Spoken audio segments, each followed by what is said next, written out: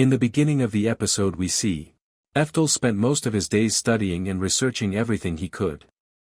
During his research, he discovered that the world he was living in was actually the very same world from his previous life. The only difference was that more than 400 years had passed since then. The next morning, Eftel's older brother, Fraser, arrives at the house. He brings some money to help cover the family's daily expenses and household needs. After that, Fraser notices Eftel sitting quietly with a difficult magic book in his hands. He's amazed that someone so young can read and understand such an advanced book. Eftel simply replies that he enjoys reading books like these because he finds them incredibly interesting. Hearing that makes Fraser smile, and he promises that the next time he visits, he'll bring Eftel even more books as a gift. Fraser is genuinely impressed by Eftel's love of learning. He says that if their father could see this, he'd surely be proud. Hearing those words makes Eftel curious. He asks when he'll finally get the chance to meet his father. Unfortunately, Fraser explains that their father is extremely busy and rarely has any free time. In fact, ever since Eftel was born into this world, he hasn't met his father even once. His father is Duke Orchid, one of the most important people in the Kingdom of Azul and a highly respected figure in the field of magic. Unknown to everyone else, Duke Orchid is also a direct descendant of Eftel from his previous life, back when he was known as the Lightning Emperor. Because of that, Eftel has always been curious about what kind of person his descendant is. Sadly, Eftel's mother was born without any magical aptitude. Because of that, Duke Orchid's main wife and his other mistresses looked down on her from the very beginning. They even saw Eftel as a mistake because he was also born without any magical affinity. The two of them were treated so poorly that they were eventually banished and forced to live in a remote area far away from the rest of the family. As a result, Duke Orchid never saw Eftel or his mother again. The other wives don't even acknowledge Eftel as part of the family. That's the real reason he's never been allowed to meet his own father. Fraser, however, is the second son born to Duke Orchid's main wife. After learning about the unfair treatment Eftel and his mother had received, he felt sorry for them and decided to help take care of them whenever he could. Despite everything happening around him, Eftel honestly doesn't care much about his family's problems. As long as he has the chance to study magic again, he's satisfied. Some time later, the family sits down together to enjoy some tea. During their conversation, Fraser asks Eftel what he wants to do in the future after spending so much time studying. Without any hesitation, Eftel excitedly says that as soon as he's old enough, he plans to enroll in the Magic Academy and dedicate himself to studying magic. Before he can finish speaking, however, his mother quickly covers his mouth. She reminds Fraser that Eftel was born just like her and has absolutely no magical aptitude. Because of that, she believes he'll most likely end up studying swordsmanship instead, or perhaps enroll in military school when he gets older. Fraser gets excited after hearing that suggestion. He reminds Eftel's mother that he himself graduated at the very top of his class in military school. So he believes that path could still lead to a bright future for Eftel. Fraser admits that he originally chose military school because he wanted to rebel against growing up in a family that was famous for magic. However, looking back on it now, he believes he made the right decision after all. Since he has plenty of free time that day, Fraser decides to teach Eftel the basics of swordsmanship. The two of them spend the afternoon training together, and Fraser patiently shows him the proper techniques. While practicing, Eftel remembers something from his previous life.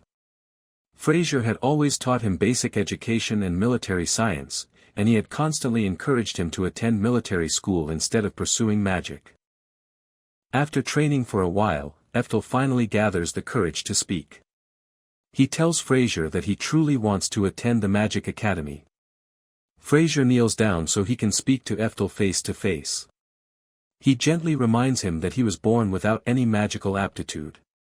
Eftel says he already knows that. However, he also points out that he can still use magic, and that he still possesses mana. Deep down, Eftel believes that if he can study at the Magic Academy, he might finally discover the secret to breaking past the limits that have held him back for so long. After listening to Eftel's heartfelt request, Fraser slowly stands up and makes him an offer. He says he's about to cast a spell. If Eftel can successfully copy the spell in any way at all, then Fraser will personally recommend him for admission to the Magic Academy. In truth, Fraser fully expects Eftel to fail. He believes that once Eftel sees the difference between himself and real mages, he'll finally understand the limits of his own abilities. Fraser calmly recites a magical incantation before casting a level 2 wind cutter spell. The blade of wind shoots forward and cleanly slices through a nearby tree, knocking it over. Eftel watches the spell and is surprised by how simple it is. Without any hesitation, he recreates the exact same spell. Not only does he copy it perfectly, but he also strengthens it to the power of a level 4 spell. The massive blade of wind tears through the area, destroying several trees in a single attack. Fraser stands there in complete disbelief. He can't understand how Eftel, someone who supposedly has no magical aptitude, was able to cast such a powerful spell. Eftel has no intention of revealing the truth. He can't explain that all of his magical knowledge and experience came from the memories of his previous life through reincarnation. Eftel simply says that he's not really sure how he's able to use magic like this. As far as he knows, he can just do it naturally, and he has no real explanation for it. He then casually adds that he's even capable of casting magic all the way up to level 10. The moment Fraser hears that, he's so shocked that he immediately faints. Until now, Eftel had never shown his magic to anyone. However, after seeing Fraser's reaction, he realizes that something must be very different about the current era of magic. His thoughts go back to the day he defeated the dragon with a single lightning spell. The knights who witnessed it couldn't even believe what they had seen. Instead of thinking it was simply powerful magic, they assumed it had to be a miracle sent by God. While Fraser is still unconscious in bed, Eftel spends the next few hours thinking about everything he's learned about the past 400 years. After putting everything together, he reaches one clear conclusion.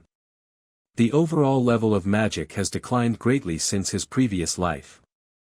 He also realizes that casting spells without chanting an incantation has become extremely rare in this era. That explains why Fraser was so shocked after watching him cast magic so effortlessly. From that moment on, Eftel decides that keeping his true abilities hidden is the safest choice. Eventually, Fraser suddenly wakes up. Even after opening his eyes, he's still overwhelmed by how easily Eftel managed to cast that spell. Trying to avoid any trouble, Eftel calmly tells him to relax. He insists that everything Fraser remembers was nothing more than a strange dream. To Eftel's surprise, Fraser actually believes the story. Because of that, Eftel is able to continue training in secret without anyone becoming suspicious. To keep Fraser happy, Eftel also pretends that he's accepted the idea of attending military school instead of the Magic Academy. As part of his training, Fraser continues teaching him swordsmanship. During practice, Eftel is defeated over and over again. However, every loss only motivates him to work even harder. Rather than getting discouraged, he uses each defeat as another reason to become stronger. By the time he reaches the age of 10, Eftel's swordsmanship has improved dramatically. He can now slice through a massive log with a single swing, showing just how much stronger he's become. As his skills continue to improve, Eftel starts thinking that becoming the world's strongest magic swordsman wouldn't be a bad goal after all. By this point, Fraser has been teaching Eftel swordsmanship 3 times a week. On this particular day, however, Fraser decides it's finally time to give Eftel a special lesson. He introduces Eftel to a huge, muscular man named Moria, the former commander of the Kingdom of Azul's Knights. Without wasting any time, Moria immediately challenges Eftel to a duel. He tells him not to hold back and to attack with everything he's got. As Moria calmly walks toward the center of the training ground, Eftel finds it difficult to make the first move. Moria's overwhelming aura is so intimidating that it leaves him frozen for a moment. Seeing Eftel hesitate, Moria assumes he's nothing more than a weak child. He charges straight at him, hoping to end the fight with a single attack. At the last possible second, Eftel dodges out of the way. Using physical enhancement magic to strengthen his body, he quickly counters with several clean strikes, catching Moria by surprise. As the duel continues, Moria realizes that Eftel is far more talented than he expected. He immediately understands why Fraser thinks so highly of him. Fraser agrees and explains that even though Eftel has no magical aptitude, he has incredibly smooth control over the mana flowing through his body. The battle continues, but little by little, Moria begins pushing Eftel onto the defensive. Realizing he's being overwhelmed, Eftel decides to use a technique he learned during one of his previous lives. He catches Moria off guard, throws him over his shoulder, and slams him straight into the ground. With that, Eftel wins the duel. Moria accepts his defeat without complaining. He laughs, pats Eftel on the head, and tells him that he has successfully passed the test. Fraser then walks over and reveals the truth. He explains that Moria is actually the headmaster of the Azul Military Science Academy. Since Moria was impressed by Eftel's performance, he has officially passed the entrance test and now has a guaranteed place at the academy. Eftel is caught completely off guard. Everything happens so quickly that he starts wondering how things even reached this point. A few years later, a heavy rainstorm begins. While everyone stays inside to avoid the rain, they notice Eftel outside and simply assume he's continuing his swordsmanship training. In reality, Eftel has gone deep into the forest to secretly practice his level 10 magic. He unleashes a massive lightning spell that crashes into the ground with incredible force.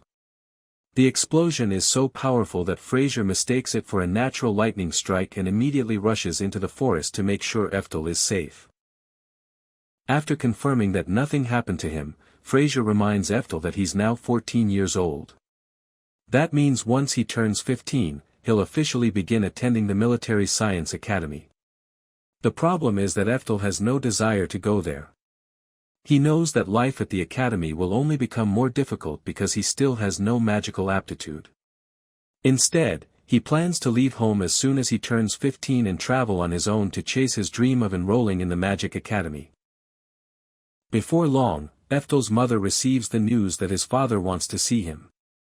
Overjoyed, she hugs him, believing this will finally give Eftel the chance to meet his father for the very first time. However, Eftel no longer feels excited about that idea. After being ignored for his entire life, he sees no reason to want a relationship with someone who never acknowledged him. Even so, seeing how happy both his mother and Fraser are makes him change his mind. Rather than running away, he decides to follow through with attending military school. The following day, Eftel receives a special invitation and travels to his father's mansion. Despite everything that has happened, Eftel is still a little excited to finally meet the man who is also his descendant from his previous life. Unfortunately, the meeting goes nothing like he hoped. The moment they come face to face, Duke Orchid looks down on Eftel and immediately calls him a disgrace simply because he was born without any magical aptitude. Hearing those words, Eftel quickly decides that his father is nothing more than a heartless jerk.